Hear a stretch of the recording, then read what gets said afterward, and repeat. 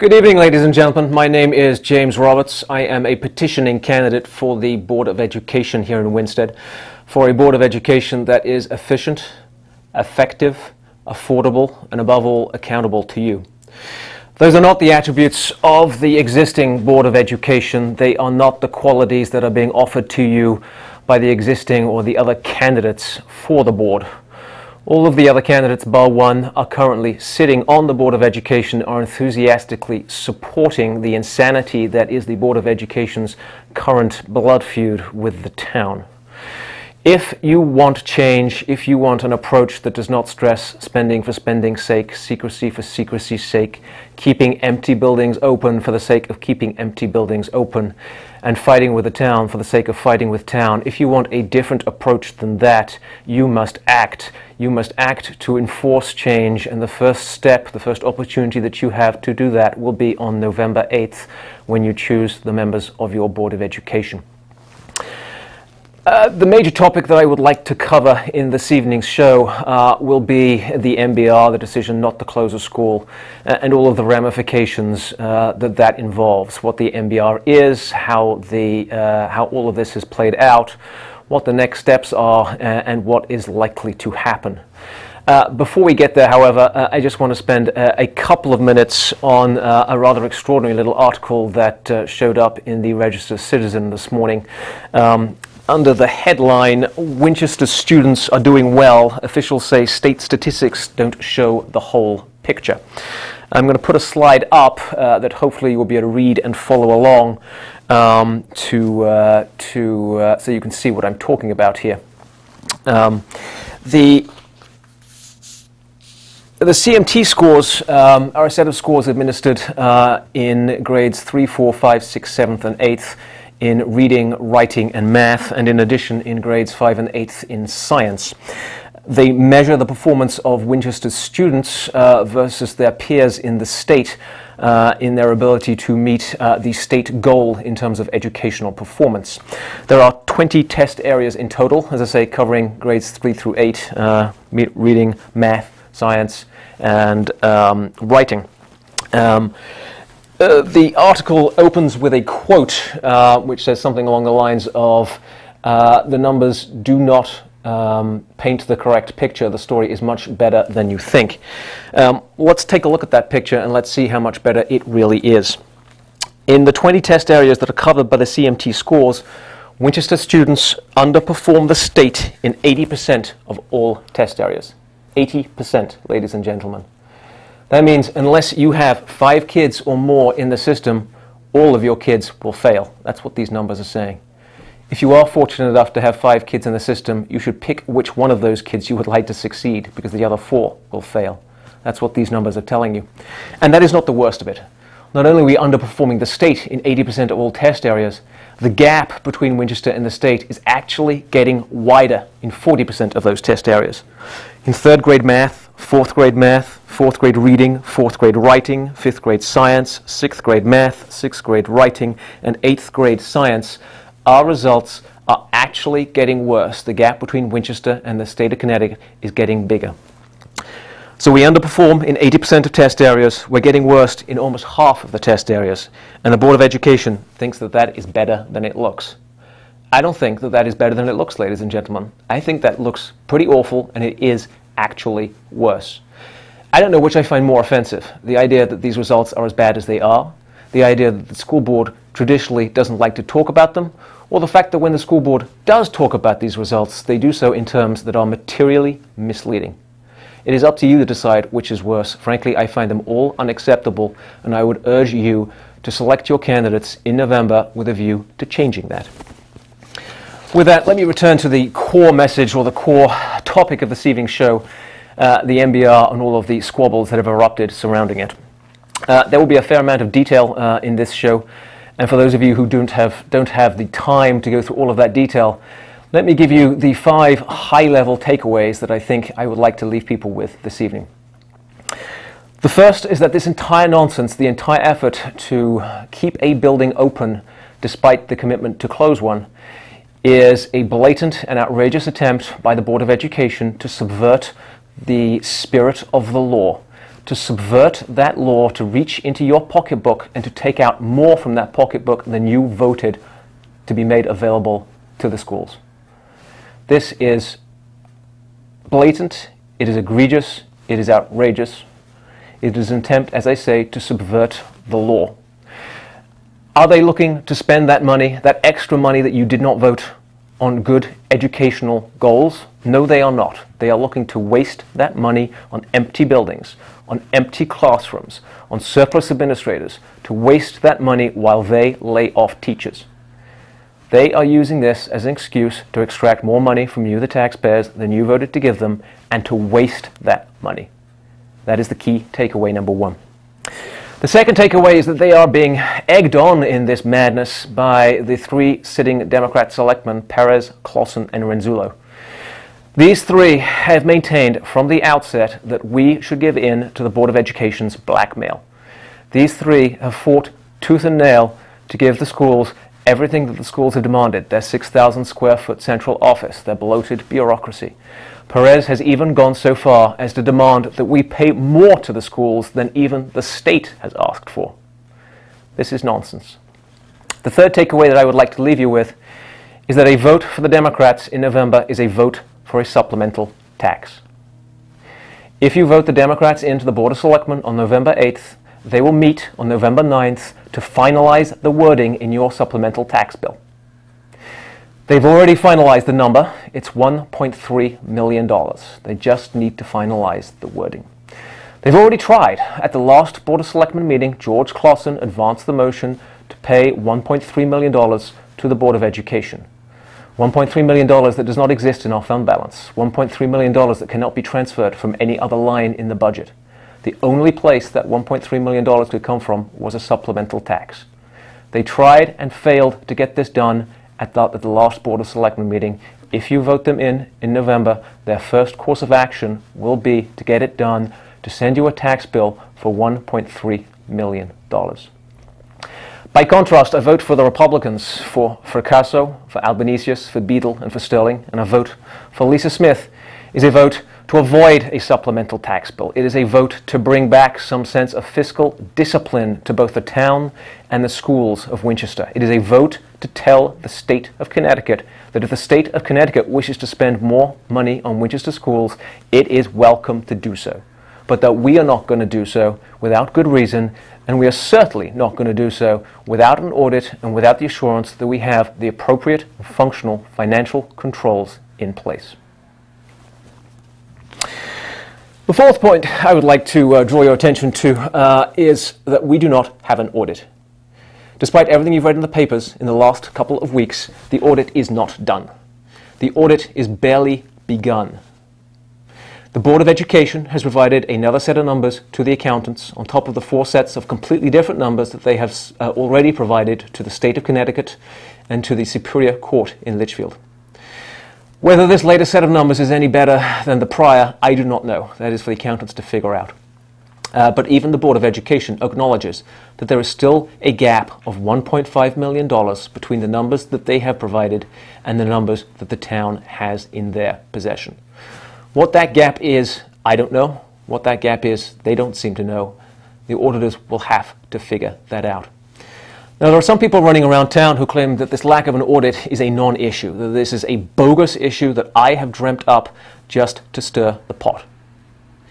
That is an outrageous suggestion, a ridiculous suggestion. Any entity that spends your money must be scrutinized, must be held accountable, must be audited. The feds have a very simple rule. No ticky, no laundry. No audit, no money.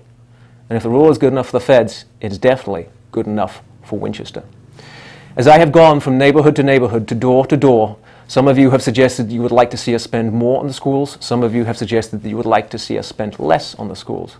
But all of you have been clear that you want to know what is being spent on the schools, what it is being spent on, whether it is being spent well. All of you want to be assured, to be reassured, that the money is not simply being flushed down the toilet, as the Board of Education likes to do, that it is not being wasted, that it is being spent well. And the audit is the only thing that is going to give you that sense of reassurance. The last key takeaway that I would like to leave with you is that neither I, nor Lisa Smith, nor the Republicans are anti-education. Far from it. We want to ensure that we are getting the best education that our money can buy. We simply want to know where the money is going, to be reassured that the money is being spent wisely, that we are getting good results for our money, that we are not wasting our money. We simply want to be able to tell you that your government is doing what you want your government to do. You made your wishes very clear when you voted for a budget last May. And if Candy and her fellow travelers are not listening, let us assure you that we have listened and we have understood. Let us assure you that we are continuing to listen, and let us make the pledge to you that we will continue to listen going forward, that we will, if elected, govern this community in the best interests of this community, interests that are defined by you, the voters, and not by a small group of know-it-all, deadbeat Democrats. Those are the key takeaways that I would like you to come away with this evening. So with that, let's jump into the meat of the thing. What is the minimum budget requirement? What is the MBR? In its current form, the MBR was passed in July of 2011, July of this year. Yes, July. It was not passed before the budget, despite what the Board of Education would have you to believe. It was passed months after the budget, and in fact, no one was more surprised than the BOE when they found out what was actually in the legislation. Broadly speaking, it says that whereas the state of Connecticut may cut funding for schools at any time it likes, in any amount that it likes, you, the taxpayer, may not.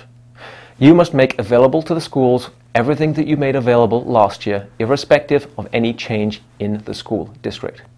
If every child in Winchester were to be homeschooled this year, you would still have to make available $20 million. That's $14,500 or thereabouts for every child resident in Winchester, irrespective of where they go to school, irrespective of whether they go to school.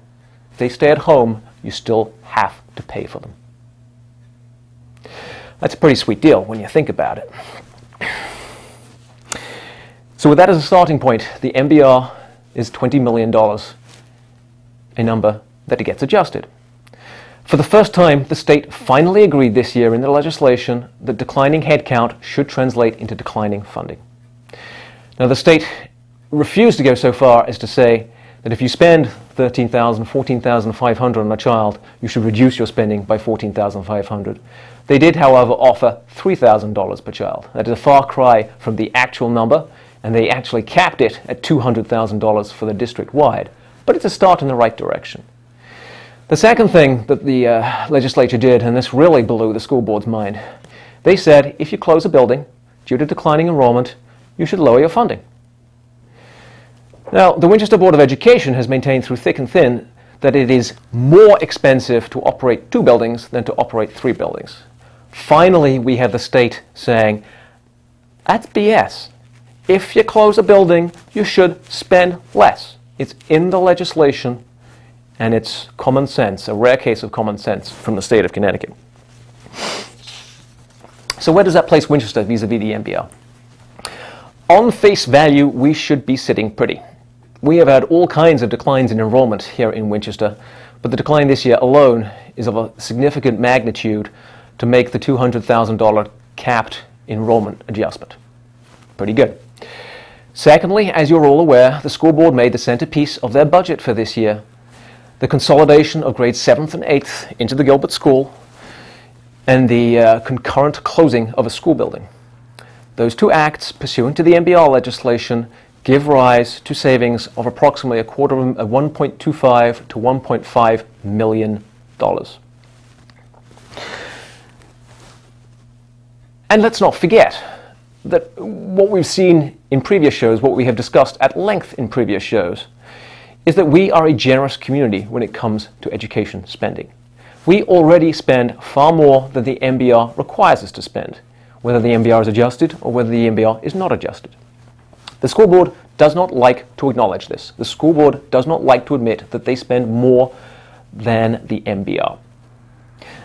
One of the ways in which they fail to acknowledge it is by providing numbers that are inaccurate. They lie to you. And you know what happens when you lie. You tell one lie, you have to tell another, you tell a third, you forget what the first lie was, and you get caught out. That's why we are in a situation where we have seen 4 completely different sets of numbers presented to the state of Connecticut, presented to the Litchfield Superior Court, presented to the town. 4 sets of numbers, 4 sets of lies.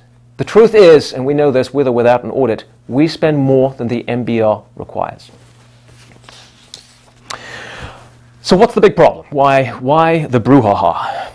Well, the legislation provided for adjustments to be made in the MBR upon the closing of a school. When the school board learnt this, they freaked out. They panicked. They said, gee, we built a budget around closing a school. And now the legislature has said, therefore our funding will go down. This is why in June and July the school board suddenly reversed course. They suddenly said it was educationally appropriate to close a school 6 weeks ago, but it is no longer educationally appropriate to close a school. It was physically possible to close a school 6 weeks ago, but it is no longer physically possible to close a school. This refusal to close a school is to grab on to a technical loophole in the legislation. But the impact of that is to deprive you, the community, of all of the savings that would have been realized from the closing of a school. Somewhere between $500,000 and $700,000 in hard costs associated with the building, hundreds of thousands of dollars on top of that in terms of staff who are required to staff 3 buildings rather than the efficiencies that would arise from 2 buildings. In addition to that, you, the community, are being deprived of the actual savings that have been realized from the consolidation of grades 7th and 8th into Gilbert. That's $600,000 of actual savings that exist that should be reflected in the MBR that aren't, because the school board has decided to clutch onto this loophole in the legislation and keep an empty building open. They are going to waste your money so as not to have their funding cut. They're going to waste $500,000 to $700,000 of your money on empty classrooms, empty schools. They're going to flush it down the proverbial toilet. On top of that, they're wasting God knows how much money on their lawsuit versus the town, a lawsuit in which we are having to defend ourselves. And while all of this is going on, the state and the school board and Selectman Perez and her colleagues are standing by, sitting on their hands, fiddling, whilst Winstead burns. The state at least has the good grace to hide. They are hiding behind their lawyers, behind their formulas, and their fancy jargon. Neither the board nor Selectman Perez have such good grace. The board has stated publicly to you, the community, to the state, that they intend to overspend their appropriation. They have no intention of even using a fig leaf to hide their actions. Actions which even the State Department of Education in Hartford concede are illegal. Likewise, Mayor Perez is not choosing to hide her actions. She is saying at each and every opportunity, surrender, surrender, surrender. Pay $1.3 million to the schools. She wants you to pay that bill to pursue her personal educational agenda. And that's just not right. You do not elect officials, representatives, to surrender. You do not elect representatives to spend your tax dollars simply because you got a rude letter from the state. You elect your representatives to represent your interests. And that is not what is happening right now, at least not with respect to the mayor. The Republicans on the Board of Selectmen, Lisa Smith, they are representing your interests. And come November, you must ensure that they continue to represent your interests. So what is next? After 6 months of Selectman Fracasso and his colleagues on the Board of Selectmen going into Hartford every couple of weeks, once a month, demanding a full, frank, open, balanced investigation into the incompetence that is our Board of Education, the state has finally surrendered to Winchester. They will schedule a hearing in December after the election. They will conduct that hearing to determine exactly what has been going on and what should happen in the future. Now, the Board of Education have already begun to spin this as vindication of their stance. They would have you believe that that investigation has already taken place, that all of the evidence has been collected, and that hearing in December is simply for the state to sit in judgment. That is not the case. If you watch the deliberations of the State Department of Education, you can see them online, their public hearings, you will see that no evidence was presented for or against town or schools. There was no talk of cost savings, no talk of commitments to close a school, no talk of refusals to close a school, no talk of empty classrooms, no talk of firing teachers. There was none of that, but there will be. Come November, there will be a new Board of Selectmen. They will go to that meeting, that hearing in December, to present the town's case. I hope that the case they present will focus on a short list of key facts. Number one, the town was not capricious on voting the budget it voted on in May. It voted based on core assumptions and data provided by the Board of Education. The only capricious party here has been the board in their refusal to close a building because that, they believe, will entitle them to more money. That's wrong. That's capricious. Secondly, there are real savings associated with the consolidation into Gilbert, a consolidation which, by the way, shows every sign of being an outstanding success. Those real savings should be reflected in the MBR. They must be reflected in the MBR. There is an argument that says the legislation is widely written enough to allow them to be reflected in the MBR. And that is a point I expect the new selectmen will make. Thirdly, the selectmen, I'm sure, will argue strongly that the state cannot, in all fairness, punish Winchester for believing and acting upon the information provided by the Board of Education. The centerpiece of their budget was the closing of a school and the transition of 7th and 8th to Gilbert. The budget that was passed reflected that, and we cannot be punished for doing what we were told to do by the Board of Education. Irrespective of what the state thinks, I hope the selectmen will tell the state that we, the people of Winchester, are not going to provide more money to this Board of Education. We are certainly not going to provide more money to this Board of Education without an audit and without the reassurance that we have full and appropriate financial controls in place.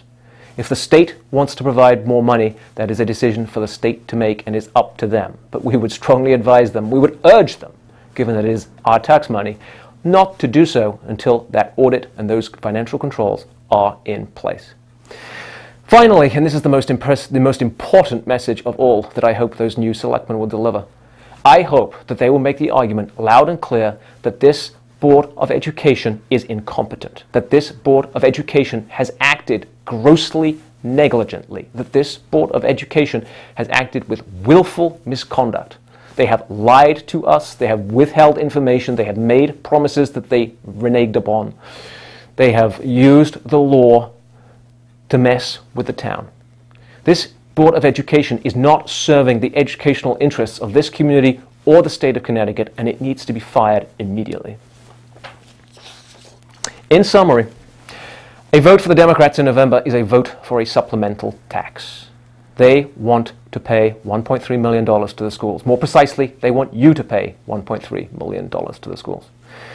A vote for the Republicans and for Lisa Smith, that is a vote not to pay a supplemental tax. That is a vote to tell the schools to get their financial house in order. That is a vote to tell the state to get us an audit.